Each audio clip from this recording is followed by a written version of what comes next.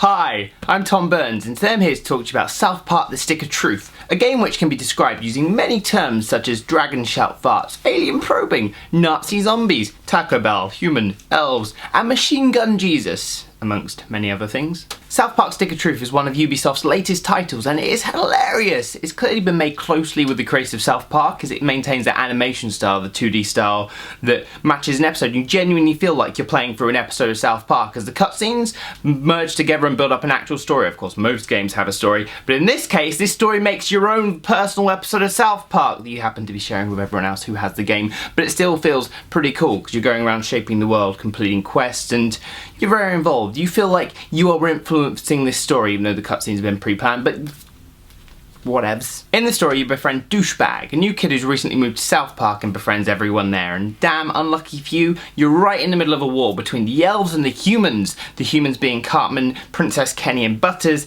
and the elves being Stan, Carl and all the others. Now, of course, they're battling each other in their sort of Dungeons Dragons style, and you've got to side with each one, so you start off siding with Cartman, who is the one that names you Douchebag, quite rightfully, and your first companion is Butters. Now throughout the game you're given various companions that will follow you around, and they're of course the main characters from South Park: Stan, Carl, Kenny, Cartman, Butters. And each of these characters have their own abilities, such as Butters with his lightning forehammer, or Princess Kenny with her love bow. His love bow, her love bow, he wanted to be a princess for some reason. Anyway, you need these abilities as you go into battle, as the game is pretty much based around an RPG where you'll wander around South Park and the free world, and occasionally you'll come across mobs of enemies, mainly small children, and you'll hit them with your sword, and then you'll go to war with them. You literally start beating them up. You can pull out a bow and arrow and shoot them. You can just smash them with a sword. You can bash them in with a club. You can summon Machine Gun Jesus, if you've unlocked him, and have him come and shoot them all.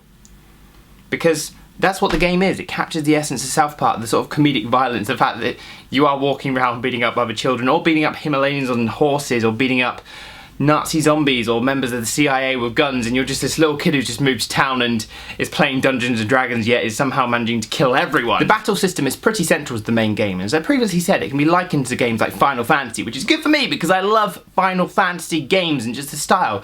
You can summon people, you can use magic, you can heal potions, you can use projectiles, you can use swords. If that doesn't scream Final Fantasy-like game to me, I don't know what does. Beyond the game's battles, you're given a range of quests to complete. Now these quests pretty much guide you through the game from start to finish, with various side quests to distract you and give you extra things to do, like find someone's underwear, find a butt plug, find Jesus.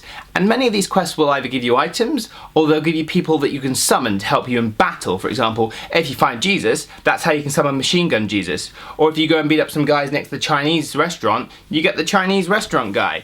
And it adds to the game like that, because you feel that you're not just battling with the core children characters, you can just summon in major main characters from South Park into battles, and you also get to meet them and add them as your friends, because the game revolves around this whole Facebook system where you are a new kid in town, you need to add everyone on Facebook and they all want to be your friend. You have an amazing ability to gain new friends and network, and that is why the elves and the humans want Douchebag on their side, because he's the one that can bring in more people to their teams to help them fight the war, ignoring the fact that aliens have just attacked South Park and they're threatening everyone's lives. All in all, South Park Stick of Truth is a brilliant video game that promises to give you at least 8 to 10 hours worth of solid play. That is assuming you're not going on with a side quest, just doing the main storyline. If you're doing side quests, you're going to have way more fun, and of course, all the time you're exploring different houses, picking up various goods and items, and obtaining Machine Gun Jesus to gun down your enemies.